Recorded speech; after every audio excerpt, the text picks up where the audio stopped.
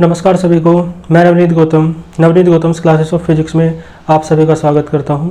BSc 5th semester quantum mechanics आप लोग पढ़ रहे हैं और क्वांटम मैकेनिक्स में इससे पहले वाले लेक्चर में मैंने आपको लीनियर हार्मोनिक ऑसिलेटर कराया था और साथ में एक टॉपिक आता है आपका वेरी शॉर्ट क्वेश्चन में जिसे आप कहते हैं 0 पॉइंट एनर्जी।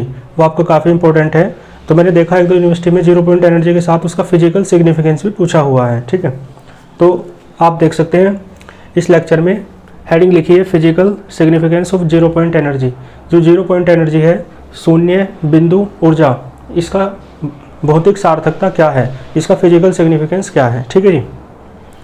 तो देखो लिखा है वी नो दैट, आपने पढ़ा, मैंने पढ़ाया आपको पिछले लेक्चर में कि जो एनर्जी है किसकी, लीनियर हार्मोनिक ऑसिलेटर की, वो क्या होती है, E बराबर या ई एन बराबर n+1/2 into H new. H क्या है, प्लैंक्स कांस्टेंट है, न्यू क्या है, फ्रीक्वेंसी है। ठीक है, ऑसिलेटर की यानी आवृत्ति। यदि n बराबर 0 रखें आप, ठीक है, यानी कि आप बात करें n बराबर 0 का क्या मतलब है, ग्राउंड एनर्जी लेवल की, है ना, बिल्कुल इनिशियली n बराबर 0 रखोगे तो आप बताओ E0, n की जगह 0, यहाँ पे n की जगह 0 रखोगे तो 1/2 एच न्यू आएगा। इसका सीधा सा मतलब ये हुआ कि ग्राउंड एनर्जी लेवल में भी, है ना, कोई भी ऐसा पार्टिकल जो हार्मोनिक ऑसिलेटर कर रहा है, ऑसिलेशन कर रहा है, भाई ऐसा पार्टिकल क्या कहलाता है, जो हार्मोनिक यानी लीनियर, हार्मोनिक का मतलब पीरियोडिक, इस तरीके से, है ना, ये वाली मोशन क्या कहलाती है, पीरियोडिक मोशन। जब कोई पार्टिकल अपनी मिड मतलब किसी पोजीशन को, जैसे मिड पोजीशन है, उसके दोनों ओर इस तरीके से बार बार अपनी पोजीशन को क्या कर रहा है, रिपीट कर रहा है, तो ये मोशन कहलाती है पीरियोडिक मोशन या हार्मोनिक मोशन, है ना। ठीक है, पीरियोडिक मोशन ये भी है, जैसे अर्थ है सन के अराउंड, तो चारों तरफ घूमेगी ना, तो अपनी इस पोजीशन को अर्थ क्या कर रही है, बार बार रिपीट कर रही है, बार बार यहाँ से गुजर के जा रही है, तो यही क्या कहलाती है, पीरियोडिक मोशन। ठीक है, हार्मोनिक मोशन क्या है, हार्मोनिक मोशन में भी क्या है, पोजीशन रिपीट होती है बार बार।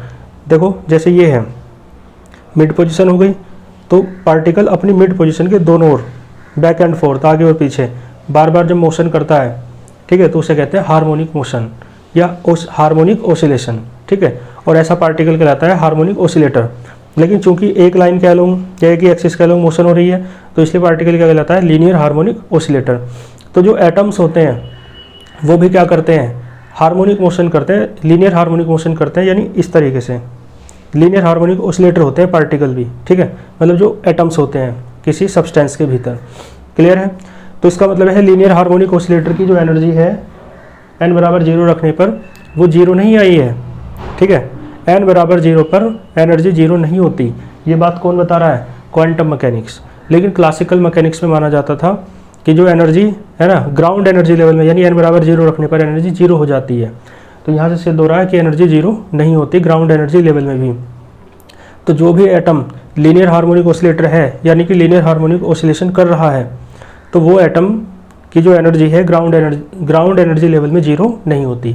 ये इसका फिजिकल सिग्निफिकेंस है ना। विस्तार से पढ़ते हैं। देखो तो E0 बराबर 1/2 एच न्यू आएगा। तो this is the energy of linear harmonic oscillator, ये पूरा लिखना आप, इन ग्राउंड स्टेट। ग्राउंड स्टेट में ये क्या है, E0, ये लीनियर हार्मोनिक ऑसिलेटर की एनर्जी है। ठीक है, और देखो ये ग्राफ मैंने पिछले लेक्चर में बना के बताया था रफली। तो देखो ये तो आपको पता ही है, इस एक्सिस पे आपने क्या लिया, है ना, एनर्जी।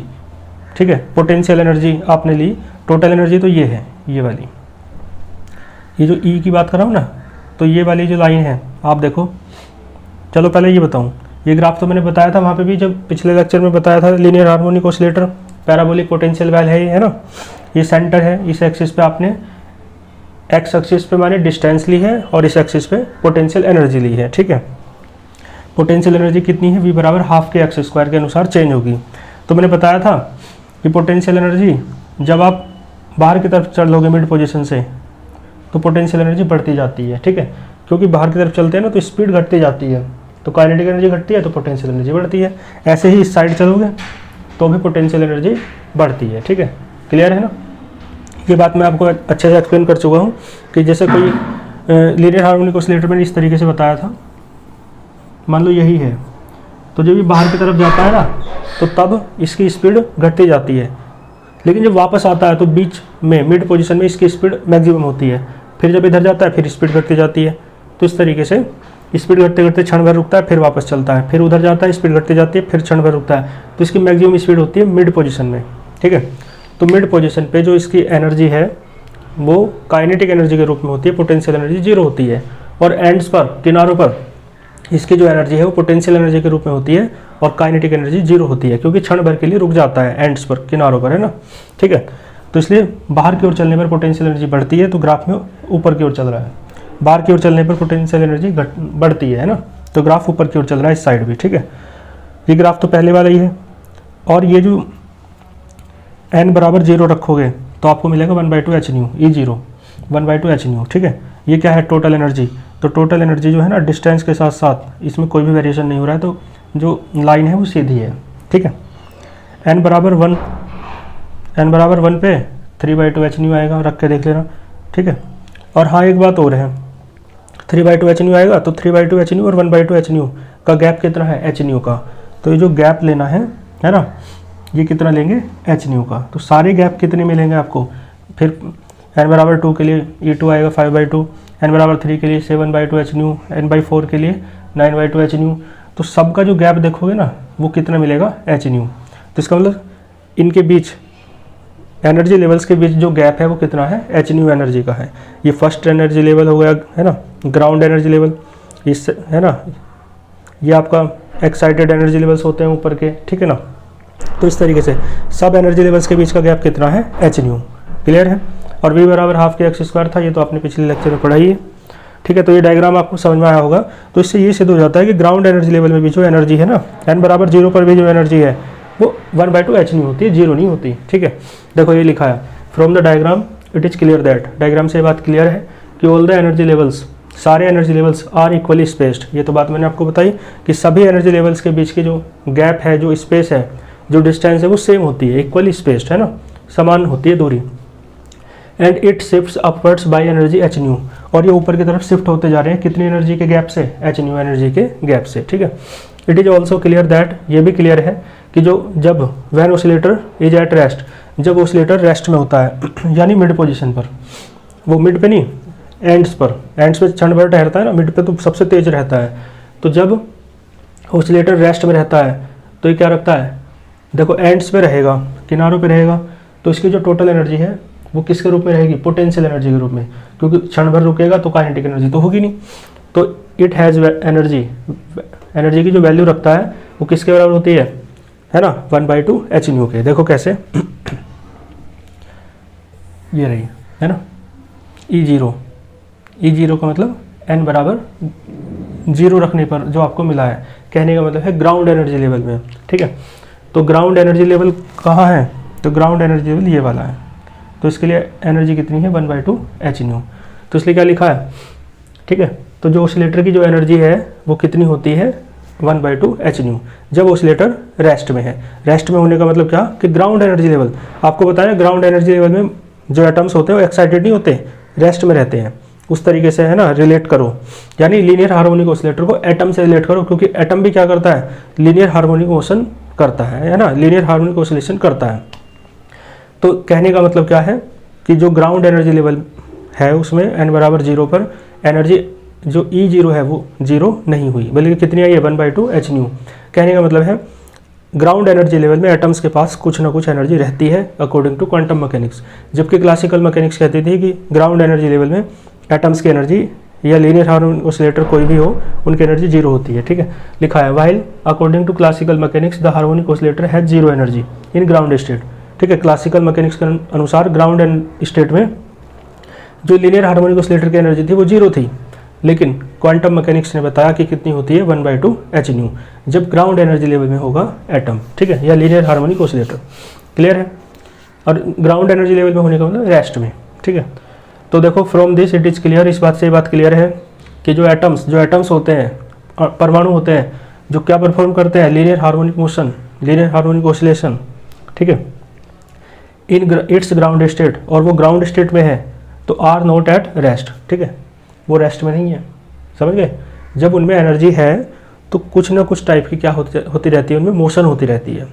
भाई एनर्जी 0 हो जाए ग्राउंड एनर्जी लेवल में तो फिर आराम से बैठ जाएंगे, एनर्जी है ही नहीं तो क्या मोशन करेंगे। लेकिन चूंकि एनर्जी कितनी आती है ग्राउंड एनर्जी लेवल में भी, 1/2 h न्यू, तो एनर्जी है तो कुछ ना कुछ टाइप की मोशन होती रहती है। तो यहाँ से यही पता चलता है कि जो एटम्स हैं जो लीनियर हार्मोनिक ऑसिलेशन या मोशन परफॉर्म करते हैं ग्राउंड एनर्जी स्टेट में, है ना, वो रेस्ट में नहीं होते बल्कि परफॉर्म करते हैं सम टाइप्स ऑफ मोशन, कुछ टाइप की मोशन, है ना, and have energy 1/2 H new. और कितनी एनर्जी रखते हैं?